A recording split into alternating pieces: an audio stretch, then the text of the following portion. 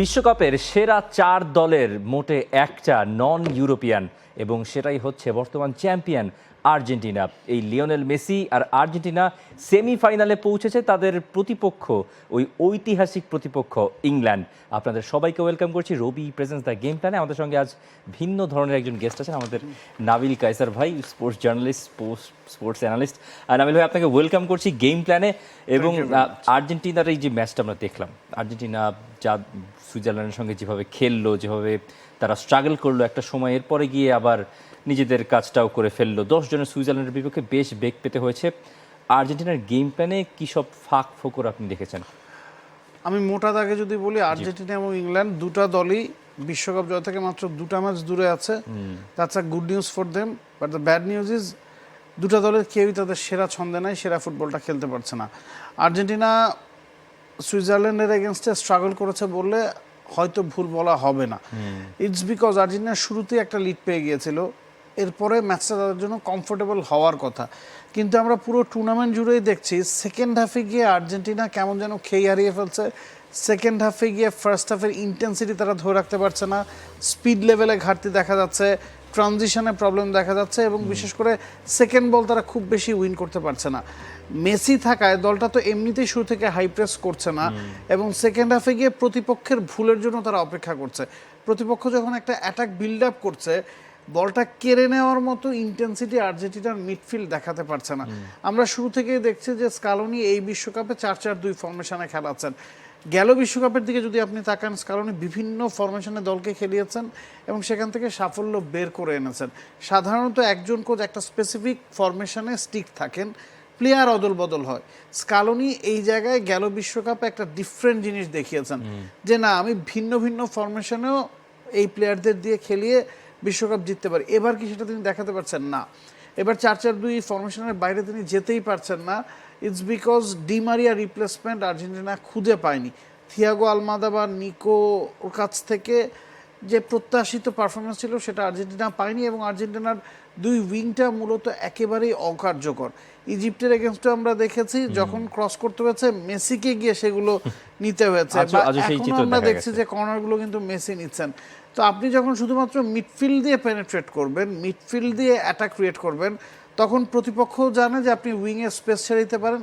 প্রতিপক্ষ মাঠটাকে ছোট করে নিয়ে আসে, প্রতিপক্ষের জন্য আসলে তখন কাজটা সহজ হয়, এবং প্রতিপক্ষ আর্জেন্টিনার এই বিষয়টা বুঝে নিয়েছে এবং সেই অনুযায়ী তারা তাদের গেম প্ল্যানটা করছে, যেখানে আর্জেন্টিনাকে ধুঁকতে হচ্ছে। সোশ্যাল মিডিয়ায় বা সব জায়গায় কিছু একটা হলেই আর্জেন্টিনা নিয়ে অনেক তর্ক বিতর্ক ছড়িয়ে পড়ে। যেমন এমবোলোর ওই সেকেন্ড ইয়েলোটা, যেটাই হয়তো ম্যাচের চিত্রপট বা ভাগ্যটা পাল্টে দিয়েছে। স্কালোনিও সে কথাই বলছেন। এখন ওখানে কি ঘটেছে আসলে? মানে সেকেন্ড ইয়েলো তো আসলে এমবোলোরই দেখার কথা ছিল, right? At the end of the day mistaken আইডেন্টিটির আন্ডারে ভিআর ইন্টারভিন করেছে। আমরা দেখছি যে এবারের বিশ্বকাপে ভিআর নিয়ে অনেক বেশি কথা হচ্ছে। ইটস বিকজ ভিআরকে আমরা এর আগে দেখেছি পেনাল্টি বা রেড কার্ড ডিসিশনগুলোতে ইনভলভ হতে। এবার যেহেতু পুরো ম্যাচটাই ভিআর আন্ডার কনসিডারেশনে রেখেছে, অনেক কিছুতেই তারা ইনভলভ হচ্ছে, যেটা আগে আমার কাছে মনে হয়েছে যে আপনি কোপা, ইউরো বা লিগগুলোতে যদি ইন্ট্রোডিউস করতেন, মানুষ ওটার সাথে ফ্যামিলিয়ার হয়ে যেত, সেক্ষেত্রে এই প্রশ্নগুলো আসলে কম উঠতো। এখন ঘটনাটা কি হয়েছে, এমবোলো নিজেই পারাদেসের পায়ে বাড়ি দিয়েছেন। পারাদেস যখন বলটাকে ট্যাকেল করতে যান, পারাদেসের পায়ের কোনো অংশই এমবোলোকে আঘাত করেনি, উল্টো এমবোলোর পাটা পিছনের দিকে এসে পারাদেসকে বাড়ি দিয়েছে। এবং যখন এমবোলো নিজে পড়ে যান, তার সেই প্ল্যানে, হয়তো প্ল্যান আপনি বলতে পারেন বা হয়তো বলতে পারেন যে ইচ্ছাকৃত ছিল না, কিন্তু ওখানে রেফরি ভুল বুঝেছেন এবং রেফরি পারাদেসকে ইয়েলো কার্ড দেখিয়েছেন। এখন ফিফার নিয়ম হচ্ছে কেউ যদি অভিনয় করে একটা বাড়তি সুবিধা দেওয়ার চেষ্টা করে, তখন স্টিমুলেশনের কারণে আপনি তাকে ইয়েলো কার্ড দেখাতে পারেন। এমবোলো যেহেতু আগে একটা ইয়েলো কার্ড দেখেছে, সে কারণেই ইট ওয়াজ আ সেকেন্ড ইয়েলো অফেন্স। যদি এর আগে এমবোলো ইয়েলো কার্ড না দেখতো, সেক্ষেত্রে হয়তো এটা ভারে যেত না, বা ভারের ইন্টারভিন যখন ভার করেছে তখন পারাদেসকেও যদি আবার রেফারি ইয়েলো কার্ড না দেখাতো, আমার কাছে মনে হয় এমবোলো যেহেতু একটা ইয়েলো কার্ড দেখেছেন, হয়তো বেনিফিট অফ দ্য ডাউটে তাকে ছেড়ে দেওয়া যেত। কিন্তু তার অভিনয়ের ফাঁদে যেহেতু রেফারি পা দিয়ে ফেলেছেন এবং যেটা এমগুলো করতে চাচ্ছেন সেটা বাস্তবায়ন করেছেন, রেফারির হাতে আসলে উপায় ছিল না যে ওই ডিসিশনটাকে উল্টানো মিস্টেকেন আইডেন্টিটির আন্ডারে এবং পারাদেসের ইয়েলো কার্ডটাকে উঠিয়ে নিয়ে এমবোলোকে ইয়েলো কার্ড দেখাতে হতো এবং এমবোলো যেহেতু আগেই ইয়েলো কার্ড দেখেছেন ডাবল ইয়েলোতে তাকে রেড কার্ড দেখে মাঠ ছাড়তে হয়েছে এবং ইটস আনফর্চুনেট ফর সুইজারল্যান্ড এবং আর্জেন্টিনা লাকি যে এই ঘটনাটা ঘটেছে। দারুণভাবে সব খুলে বলেছেন। আর্জেন্টিনা স্ট্রাগলড অ্যাগেনস্ট 10 men, এই কথা আমার না, এই কথা লিওনেল স্ক্যালোনি স্বীকার করছেন। The truth is that we struggle today, we knew that they were a very physical team.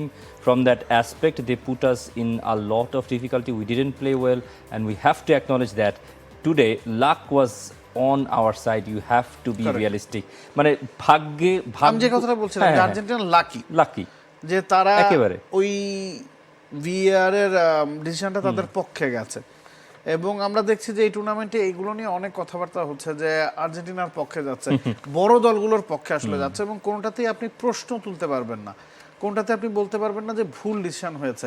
VR এর এই আমলে 50-50 কলগুলো আসলে বড় দল পাচ্ছে, তবে 50-50 কলগুলোই বড় দল পাচ্ছে, নট যে ওটা 70-30 ছিল বা 60-40 ছিল। বেনিফিট অফ দ্য ডাউট বড় দলগুলো পাচ্ছে।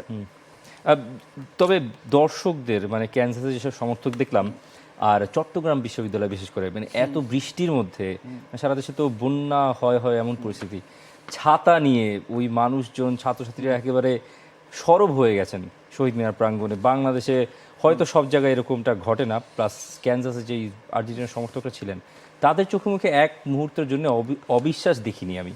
মানে তারা খেলছে, গোল দিতে পারছে না, প্লেয়ারদের চোখে মুখে হয়তো কিছুটা নার্ভাসনেস ছিল। সমর্থকরা এত সাহস কোত্থেকে পায়? এটা কি ইজিপ্টের বিপক্ষে ম্যাচে যখন আপনি 2-0 গোলে পিছিয়ে পড়ার পর কামব্যাক করছেন, যেটা আর্জেন্টিনার ইতিহাসে নাই। আর্জেন্টিনা বিশ্বকাপে 13 বার এই ধরনের সিচুয়েশনে পড়েছে যেখানে তারা 2 গোলে পিছিয়ে ছিল, কোনোবারই ওই ম্যাচ তারা জিতে বের হতে পারেনি। ওটা আর্জেন্টিনার ফ্যানদেরকে একটা এক্সট্রা মোটিভেশন দিচ্ছে যে না, আমরা গোল হজম করলেও ফিরতে পারি। দ্বিতীয়ত এই ম্যাচে আর্জেন্টিনা শুরুতেই লিড নিয়েছে, তার মানে হচ্ছে আপনার পিছিয়ে পড়ার সম্ভাবনা ছিল না। তৃতীয়ত ম্যাচটা যখন 1-1 থাকা অবস্থায় ম্যাচের অনেকটা সময় বাকি 30 মিনিটের কাছাকাছি যদি এক্স্যাক্টলি বলতে যাই এবং এক্সট্রা টাইম যদি আপনি কাউন্ট করেন প্রায় 60 মিনিট, আপনি জানেন আপনি 11 জন নিয়ে 10 জনের এগেনস্টে খেলছেন, র্যাঙ্কিংয়ে আপনি এগিয়ে থাকা দল, আপনি বর্তমান বিশ্ব champion, you have a squad depth better than Switzerland. এসব কারণেই আসলে আর্জেন্টিনা সমর্থকরা ভয় পায়নি, প্লেয়াররা ভয় পায়নি বা কোচ ভয় পায়নি এমনটা বলে কিন্তু ভুল হবে, সমর্থকরা ভয় পায়নি। এবং সবচেয়ে বড় কথা হচ্ছে সুইজারল্যান্ড 10 জনের দল হয়ে পড়ার পর যেভাবে আসলে ডিফেন্স করেছে, কখনো কখনো এমন হয়েছে যে 10 জনই তাদের নিজেদের অর্ধে, মানে গোলকিপার ছাড়া বাকি যেই 9 জন আছেন সবাই ডিফেন্স করছেন নিজেদের ডি বক্সের লাইনে এসে। দ্যাট মিনস কাউন্টারে ওঠার ইচ্ছাটাও সুইজারল্যান্ড দেখাচ্ছিল না। দ্যাট মিনস ওই ধরনের সিচুয়েশন থেকে হয় আপনি গোল করবেন অথবা ম্যাচটা পেনাল্টিতে যাবে, আপনার হেরে যাওয়ার সম্ভাবনা কম। সে কারণেই আসলে দর্শকরা ভয় পায়নি বা দর্শকরা মনে করেনি যে না আর্জেন্টিনা হেরে যাচ্ছে। মাই রবি অ্যাপ মানে বিশ্বকাপ তো সব খেলা স্পোর্টস দেখায়, কিন্তু যদি আপনি টিভি পর্দার সামনে না বসতে পারেন, মাই রবি অ্যাপ মাত্র 18 টাকায় বিশ্বকাপ দেখার সুযোগ করে দিচ্ছে। 3 দিন আর 7 দিনের প্যাক কিনে সেটা সম্ভব না হইল স্যার, আপনি জেনে খুশি হবেন। আচ্ছা, আমরা চ্যাম্পিয়ন্স গো ফরওয়ার্ড একটা কোটকে আমি আলাদা করে রেখেছি। অনেকজনই কথা বলেছেন, লিয়ান্দ্রো পারেদেসের এই কথাগুলো খুব ভালো লেগেছে আমার। We always suffer, we are doing something incredible, another semifinal, it's a day by day enjoyment. মানে তারা উপভোগ করছে, তারা সাফারিংয়ের ভেতর দিয়ে যাচ্ছে, মানে এই মিক্সড ফিলিং, একটা মিক্সড ফিলিংয়ের কথা তিনি বলছেন। মানে আমরা সাফারও করছি, আমরা উপভোগও করছি ডে বাই ডে, আর একটা অবিশ্বাস্য কিছু করতে যাচ্ছেন। এই লিয়ান্দ্রো পারেদেসের পারফরমেন্সটাও বেশ ভালোই ছিল আগের ম্যাচে, এবং এখানে এই সাফারিং আর এনজয়মেন্টটা খুব সম্ভবত লিওনেল মেসির সব থেকে বেশি হচ্ছে এই মুহূর্তে মনে হয়। যেভাবে তিনি ইজিপ্ট ম্যাচে এসে কেঁদেছেন এবং এই ম্যাচে সে জার্সি খুলে ঘুরিয়েছেন, মানে শেষের শুরু হয়তো হয়ে গেছে অনেক আগেই, কিন্তু লিওনেল মেসি যেভাবে এখনও মুহূর্তগুলো এনজয় করছেন সেটা মনে হচ্ছে অন্যরকম। তিনি বিশ্বকাপ জেতেন না এরকম মনে হচ্ছে তাকে দেখে। 2014 সালে আর্জেন্টিনা বিশ্বকাপের ফাইনাল খেলেছে, হেরেছে। 15 সালে কোপা আমেরিকার ফাইনালে হেরেছে, 16 সালে কোপা আমেরিকার ফাইনালে হেরেছে, এরপরের কোপা আমেরিকায় তারা সেমিফাইনালে বাদ পড়েছে এবং এরপরে টানা 4টা টুর্নামেন্টের তারা চ্যাম্পিয়ন হয়েছে, ফিনালিসিমা সহ। 2টা কোপা আমেরিকা, একটা বিশ্বকাপ, এই বিশ্বকাপের সেমিফাইনালে তারা খেলছে। গেল 10 বছরে আর্জেন্টিনার মতো ট্র্যাক রেকর্ড অন্য কোনো দলের নাই, এবং 10 বছরেই এই দলটার সাথে লিওনেল মেসি আছেন। মানে মুদ্রার এপিট ওপিট তো আসলে লিওনেল মেসির মতো আর কারো দেখা হয়নি। 2022-এর পরে তিনি খেলাটা কন্টিনিউ করবেন এটাই হয়তো অনেকে ভাবেনি। তিনি চেয়েছিলেন বিশ্ব চ্যাম্পিয়ন হিসেবে আরও কিছু ম্যাচ খেলতে, বিশ্ব চ্যাম্পিয়ন হিসেবে তিনি এরপর একটা কোপাও জিতেছেন এবং এই বিশ্বকাপ জয় থেকে আর মাত্র 2টা ম্যাচ দূরে দাঁড়িয়ে আছেন। এবং তার যেই পারফরমেন্স 39 বছর বয়সে এসে, দ্যাট ইজ আউটস্ট্যান্ডিং। এবং এটাকে আপনি কোনো ভাষায় বা সংজ্ঞায় ব্যক্ত করতে পারবেন না। 39 বছর বয়সী একজন 8টা গোল করেছেন বিশ্বকাপে, নকআউট স্টেজে টানা 6টা-7টা ম্যাচে তার গোল কন্ট্রিবিউশন, টানা 9টা ম্যাচে সম্ভবত তিনি গোল করেছেন বিশ্বকাপে, সব রেকর্ড। বিশ্বকাপের টপ স্কোরারও এখন তিনি, এবং যেভাবে প্রতিটা ম্যাচে দলকে নেতৃত্ব দিচ্ছেন, গেল ম্যাচেও তার অ্যাসিস্ট ছিল, এই ম্যাচেও তার অ্যাসিস্ট আছে। তো সব মিলিয়ে হি ইজ বিয়ন্ড এক্সপ্লেনেশন, এবং দুই সাইডই তার দেখা হয়ে গেছে। তিনি এই চাপটা নিতে জানেন এবং চাপটা থেকে কীভাবে বেরিয়ে আসতে হয় সেটা তার জানা। দ্যাটস ওয়াই আমার কাছে মনে হচ্ছে যে তিনি নির্ভর হয়ে খেলছেন এবং সময়টা উপভোগ করছেন। আর্জেন্টাইন ফ্যানরা বা বিশেষ করে বাংলাদেশি আর্জেন্টাইন ফ্যানরা কিন্তু এবারের টুর্নামেন্টটা অনেকখানি নির্ভর হয়ে দেখছে যে আমাদের যা পাওয়ার তো আমরা 22-এ পেয়ে গেছি, বোনাস। তবে দিন শেষে যখন আপনি সেমিফাইনালে উঠে যাবেন তখন কিন্তু মনের মধ্যে ওই শিরোপার আশাটা আরো একবার ঠিকই কাজ করবে এবং তখনই চাপটা তৈরি হবে। এবং এই যে গোল্ডেন বুট রেসটা যে জমে উঠেছে, মেসি ওই স্ট্রিকটা তার ভেঙে গেছে, যে এই কথা বলছিলেন আপনি। এমবাপ্পের 8 গোল, মেসির 8 গোল, হালান্ড বিদায় হয়ে গেছে 7 গোল, কেইন 6, বেলিংহাম সেখানে লাফ দিয়ে উঠে সেখানে তিনিও যোগ দিয়েছেন। হয়তো এমবাপ্পে এই বিশ্বকাপে না হোক পরের বিশ্বকাপে সবাইকে ছাপিয়ে যাবেন, কিন্তু লিওনেল মেসি যে এখনো এমবাপ্পে হালান্ডের সঙ্গে কম্পিট করছেন, এই লেভেলে কম্পিট করছেন না, তাদেরকে টপকে উপরেই করছেন। হ্যাঁ, মানে এটা তো কেউ আশা করে না। মানে এটা আমরা কেন আশা করতে পারিনি? আমরা কেন মেসিকে নিয়ে এতটুকু প্রেডিক্ট করতে পারলাম না? এটা একটা কারণ হচ্ছে যে 22-এ তিনি তার সেরাটা দিয়ে ফেলেছেন, এমনটাই সবাই ভেবে নিয়েছিল। 26-এ গিয়ে একজন 39 বছর বয়সী ফুটবলার আপনাকে বিশ্বকাপ জেতাবেন সেটা আপনি ভাবতে পারেন না। 35-এ ওই কাজটা কঠিন, সেখানে 39-এ মানে ওটা শুধু মেসি রোনালদোদের পক্ষেই সম্ভব, because they are from a different generation. মানে তাদের সাথে আপনি অন্য কারো তুলনা করতে পারবেন না। তো সে কারণে এক্সপেক্ট করেন, এবং যারা এক্সপেক্ট করেনি তাদেরকে আপনি আসলে দোষ দিতে পারবেন না, কারণ মেসির কাছ থেকে আপনি যেটা এক্সপেক্ট করবেন না তিনি সেটাই ডেলিভার করবেন, সে কারণেই তিনি মেসি। আর্জেন্টিনার একটু গেম প্ল্যান নিয়ে কথা বলি একটু। মানে এই Jose Manuel Lopez game time পেলেন, দুই ফুল ব্যাকের সমস্যা বা যাই মানে যেসব চেঞ্জেসগুলো করেছেন, মনে হচ্ছিল যে স্কালোনি আ বিট লস্ট কোনো একটা সময়। তার কাছে রিসোর্স যা আছে তিনি সেটার পুরো ব্যবহার করতে পারছেন কিনা সেই প্রশ্নটা থাকছে। ইটস বিকজ আমরা নিকো পাসকে, বার্কোকে, লো সেলসোকে বা জিওভানি সিমিওনিকেও খুব বেশি ব্যবহার করতে দেখছি না। যেই দলটা তাকে বিশ্বকাপ জিতিয়েছেন সেই দলটার উপরে তিনি ভরসা রাখছেন। যদিও আলভারেজ, লাউতারো, এনজো, ম্যাকেলিস্টার কেউই তাদের সেরা ছন্দে নেই, তবে যে 4টা নাম বললাম সবাই কিন্তু গেল ম্যাচে বা এই ম্যাচে গোল করেছেন। সো ছন্দে ফেরার একটা ধারা তারা তৈরি করছেন, ইঙ্গিত দিচ্ছেন, এবং সেটা ইংল্যান্ডের জন্য বিপদের কারণ হতে পারে, কারণ ইংল্যান্ড দলটাতে কিন্তু দুজনেই গোল স্কোরার। একমাত্র বেলিংহাম 6টা গোল করেছেন, কেইন 6টা গোল করেছেন, 12টা। অন্য আরেকটা গোল সম্ভবত র্যাশফোর্ডের। তো অন্যদিকে আপনি যদি আর্জেন্টিনার দিকে তাকান, all type of goal scorer in this tournament, রোমেরোর কথা বলুন, লিসান্দ্রো মার্টিনেজের কথা বলুন, লো সেলসোর কথা বলুন, আমরা দেখেছি মেসির কথা যদি বাদও দেন, এনজো, ম্যাকালিস্টার, লাউতারো, আলভারেজ সবার নামই গোল স্কোরিং শিটে উঠে গেছে, যেটা আর্জেন্টিনাকে একটা অ্যাডভান্টেজ দিবে। আমার কাছে মনে হয় যে আর্জেন্টিনা ইংল্যান্ড দুটা দলই মানে নিজেদের সেরা ছন্দে না থেকে ব্যাক টু ব্যাক 3টা নকআউট ম্যাচ জিতেছে। কোনো না কোনো একটা দলের সেরা ছন্দটা সেমিফাইনালে দেখা যাবে এবং ওই দলটা ডমিনেট করবে, এবং আপনি ফ্রান্স স্পেন ম্যাচটা হয়তো খুব কম্পিটিটিভ দেখবেন বা ট্যাকটিক্যাল ব্যাটল দেখবেন, সেখানে গোলের সংখ্যা কম হবে। আবার এই জায়গায় আমার কাছে মনে হচ্ছে আর্জেন্টিনা ইংল্যান্ড ম্যাচে গোলের পরিমাণটা বেশি হতে পারে। সে কারণে ওই দিকের থেকে মানে ডেমবেলে, এমবাপ্পের চেয়ে আমার কাছে মনে হচ্ছে কেইন, বেলিংহাম বা মেসির ওই গোল্ডেন বুট জেতার দৌড়ে এগিয়ে যাওয়ার সম্ভাবনাটা বেশি। দারুণ। এদিকে ইংল্যান্ডের ওয়ান্ডার বলে একটা ছোটখাটো ফাটল ধরেছে, যেমন এই যে টমাস টুকেল বলছিলেন যে তিনি একই কথা বলছেন যে উই গট লাকি, নরওয়েকে 2-1 গোলে হারিয়ে। We made life difficult for us in the way we played and how we played, sloppy, a lot of technical mistakes, not fast enough, not repetitive enough. With my heart, I am fully in love with my players and my team, but we can play better.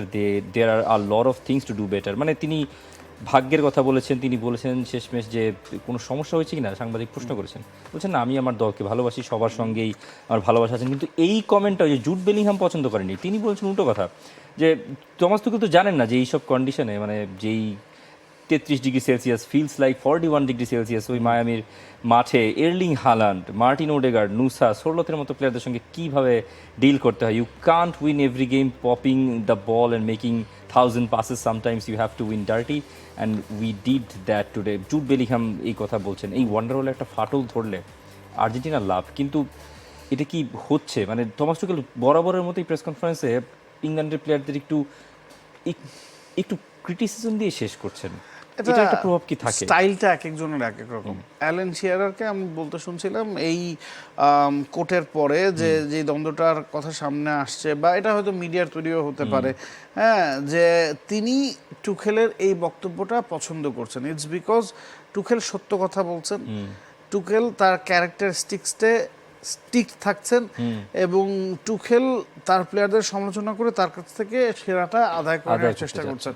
তবে হ্যাঁ, Bellingham যেটা করেছেন, যে টুখেলের অপোজিশনে গিয়ে যে কথাটা বলেছেন, সেটা আসলে প্রেস কনফারেন্সে হয়তো না বললেও পারতেন, এটা হয়তো ক্লোজ ডোরে শেষ করলেই বেটার হতো, because still a long way to go. আপনি 6টা ম্যাচ খেলে ফেলেছেন, তবে মোস্ট ইম্পর্টেন্ট 2টা ম্যাচ আপনার বাকি আছে। এবং ইংল্যান্ডের এই দ্বৈরথগুলোর কথা আমরা সবসময় জানি। ইংল্যান্ড দলে কখনোই সুপারস্টারের অভাব ছিল না। ইংল্যান্ড দল সবসময় ফেভারিটের তকমা নিয়ে বিশ্বকাপ খেলতে আসে। ট্রান্সফার মার্কেট ভ্যালুর কথা যদি বলেন, ইংল্যান্ড সবসময়ই একেবারে টপে থাকে। তবে দিন শেষে ওই ক্লাব রাইভালরি থেকে বেরিয়ে এসে তারা দল হয়ে খেলতে পারে না দেখেই কিন্তু তারা 66-র পর বিশ্বকাপ জেতেনি। টুখেল এমন একটা স্কোয়াড তৈরি করেছেন যারা দল হয়ে খেলবে, যারা তার জন্য খেলবে, যারা ইংল্যান্ডের জন্য খেলবে, এবং কিছু কঠিন সিদ্ধান্ত তিনি টুর্নামেন্টের আগে নিয়েছেন, যেটার ফল তিনি এখন পাচ্ছেন। এখন এই দলটাতে বিভেদ তৈরি হলে কিন্তু সমস্যা। আমরা যে সেমিফাইনাল দুটো পেয়েছি, শুরুতে তো ফ্রান্স স্পেন দিয়ে শুরু, 15 জুলাই রাত 1টা বাজে, ঠিক পরদিন একই সময় ইংল্যান্ড এবং আর্জেন্টিনার ম্যাচ অন্য স্টেডিয়ামে। আর্জেন্টিনা ইংল্যান্ড একটা ঐতিহাসিক ব্যাটল, মানে এদিকে 1962, 66, 86, 1998, 2002, মানে এতগুলো বিশ্বকাপে এই দুই দলের দেখা হয়েছে। মেসি এখন পর্যন্ত ইংল্যান্ডের বিপক্ষে কোনো ম্যাচ খেলেনি, খুবই মানে অবাক করার মতো। কিন্তু মেসির ইংলিশ ক্লাবগুলোর বিপক্ষে রেকর্ডটা বলছে তিনি ইংলিশ ক্লাবগুলোকে ঘৃণাই করেন। 27টা গোল, 10টা অ্যাসিস্ট। দেখুন, আর্জেন্টিনা যখনই ইংল্যান্ডের মুখোমুখি হয়, ফকল্যান্ড যুদ্ধের কথা বারবার চলে আসে। এই ম্যাচটা শুধুমাত্র একটা 22 মানে মাঠের লড়াই না। এই ম্যাচে শুধুমাত্র ওই একটা বলের পেছনে 22 জন ছুটবেন তা না। এই ম্যাচে ইতিহাস, ঐতিহ্যের অনেক কিছু আসলে ছুটে ছুটে আসে, এবং আর্জেন্টিনা কখনোই ইংল্যান্ডের কাছে হারতে চায় না। ওই ফকল্যান্ড যুদ্ধের প্রভাব সবসময় মাঠে থাকে, এবং মাঠে ফুটবলাররা এক্সট্রা বিট অফ এনার্জি নিয়ে আসেন এবং এক্সট্রা হাইপ তৈরি হয়। এখন আপনি যদি খালি চোখে চিন্তা করেন যে আর্জেন্টিনার রেকর্ড ইংল্যান্ডের এগেনস্টে কেমন, আমাদের জেনারেশনের মানুষজন হয়তো বলবেন ভালো, কিন্তু আপনি যদি হেড টু হেড চিন্তা করেন, ইংল্যান্ড কিন্তু এগিয়ে আছে। 62তে ইংল্যান্ড জিতেছিল আর্জেন্টিনার এগেনস্টে, 66তে যেবার তারা বিশ্ব চ্যাম্পিয়ন হয় সেবার ইংল্যান্ড জিতে, আবার 86তে আর্জেন্টিনা যেবার বিশ্ব চ্যাম্পিয়ন হয়, ওই ম্যাচটা অ্যাজটেকা স্টেডিয়ামে হয়েছিল, সেখানেই হ্যান্ড অফ গডের গোল বা শতাব্দীর সেরা গোল আমরা দেখেছি। তখন থেকে এই ম্যাচের দামামাটা আরও বেশি হাইপ চলেছে। এখন আপনি যদি খেয়াল করেন, 98-এ যখন সিমিওনি এবং বেখামের টক্কর হয়, রেড কার্ড দেখে বেখাম মাঠ থেকে বেরিয়ে যান, সেটা বেখামের ক্যারিয়ারটাকেই পুরো অন্যদিকে নিয়ে যায়। ওই ম্যাচটা পেনাল্টিতে গিয়ে আর্জেন্টিনা জেতে।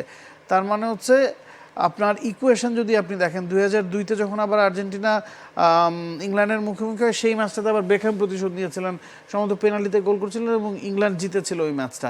মানে আর্জেন্টিনা একটা ম্যাচই ইংল্যান্ডের এগেনস্টে জিতেছে, সেটা 86 বিশ্বকাপে, যেই ম্যাচে ম্যারাডোনার ওই 2 গোল এখনো বিখ্যাত হয়ে আছে। 98-তেও ইংল্যান্ডকে তারা বাড়ির পথে নিয়েছিল, তবে সেটা পেনাল্টি শুট আউটে। দ্যাট মিনস আপনি কাউকে স্ট্যাট দিয়ে খুব বেশি এগিয়ে রাখতে পারবেন না। আর আপনি যেটা বলছেন, মেসি কখনো ইংল্যান্ডের মুখোমুখি হননি, দ্যাট মিনস গেল 15-20 বছরে এই দুই দলের দেখা হয়নি, কারণ গেল 20 বছর ধরে তো মেসি আসলে আর্জেন্টিনা দলে খেলছেন, আপনি যদি 6 থেকেও ক্যালকুলেট করেন।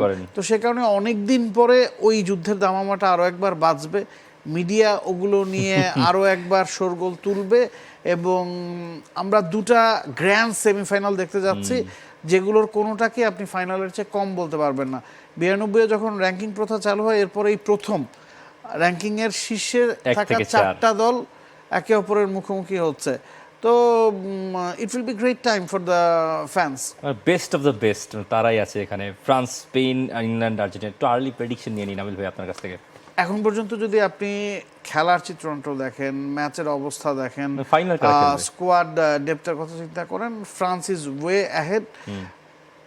স্পেন, আর্জেন্টিনা বা ইংল্যান্ড কেউই তাদের সেরা ফর্মে থেকে এই জায়গায় এসছে বলে আমার কাছে মনে হয় না।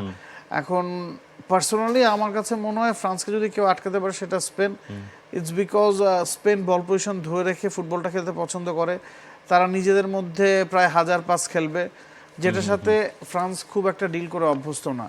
নেশনস লিগের ফাইনালে ফ্রান্স হেরেছে, ইউরোর ফাইনালে ফ্রান্স হেরেছে, কারণ ফ্রান্স কিন্তু ডমিনেট করতে পছন্দ করে, তাদের ফ্রন্ট ফোরকে ব্যবহার করতে পছন্দ করবে।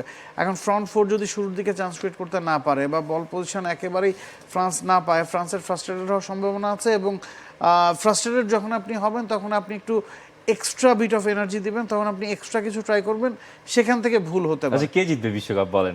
আমার কাছে পার্সোনালি যদি আপনি জিজ্ঞেস করেন, আমি ফ্রান্সকেই এগিয়ে রাখবো। আমার কাছে মনে হয় ফ্রান্স আর্জেন্টিনা ফাইনাল হওয়ার সম্ভাবনা বেশি। অনেক ধন্যবাদ Nabil Kaiser.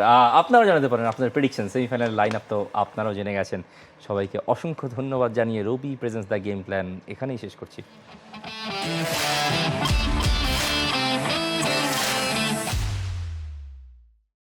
For more updates, subscribe to our YouTube channel and click on the bell icon. Follow us on Facebook and Instagram.